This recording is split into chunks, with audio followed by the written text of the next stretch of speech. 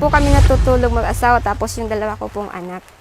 Yung iba Imbis po doon, nasa kwarto, sa maliit na kusinang ito natutulog ang 48 anyos na si Nanay Gina ng Santa Maria, Iriga City. Kasama niya rito ang kanyang asawa at 2 anak. Trapa lang ang ginagamit na bubong at wala rin itong pintuan. Sa mismong kabahayan naman, nakalahati lang ang mayroong pader, nakapwesto ang kanyang 3 pang anak, manugang at ang kanyang apo. Nasira ang kanilang bahay bunsod ni Super Typhoon Rolly, kaya kahit ang kanilang palikuran, ganito muna ang itsura. Ang gamit namin dito, inayos muna namin bago kami umalis.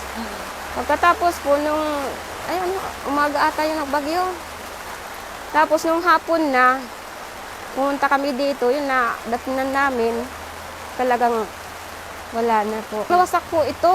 Tapos yung mga haligi po, may nakapunta doon sa ibang bahay. Tapos yung mga yero, hindi na po namin nakuha.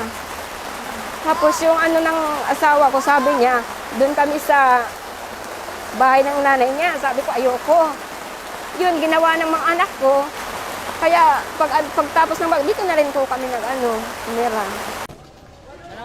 Maluha-luha si Nanay Gina dahil nakasama siya sa first batch ng Rehabilitation and Recovery Program ng lokal na gobyerno ng Iriga nitong nakaraang linggo.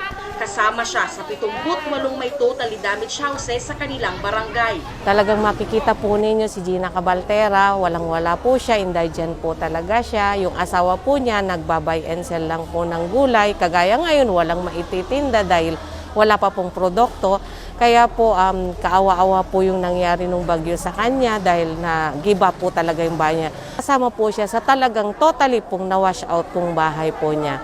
Kaya po nagpapasalamat siyang sobra-sobra, umiiyak siya, sobrang pasalamat po dahil nakasama po siya sa binigyan ngayon ni Mayor po. Nagkuha muna kita duman sa lista ng may igwang barangay na may 5, depende po duman sa number of affected families. So nagpe-percentage po kami kung pera ang pwede tang tauan. So di po kami nagpipili ha.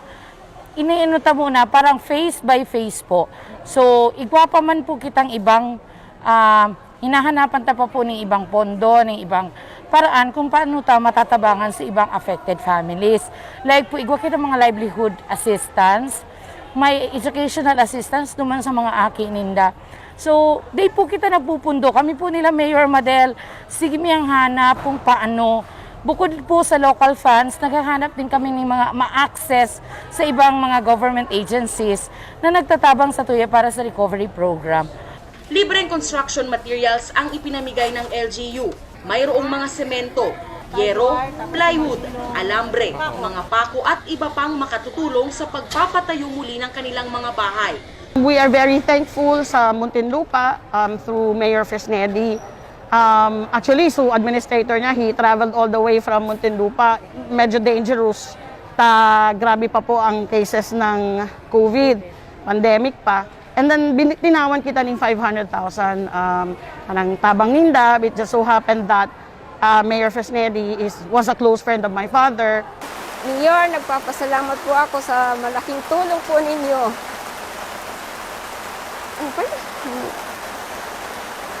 So, basta po, sobrang pasasalamat ko po sa kanya. Sa malaking pong tulong niya po. Kasabay nito, ang libreng pamamahagi rin ng agri-inputs tulad ng palay seeds at fertilizers ng City Agriculture Office.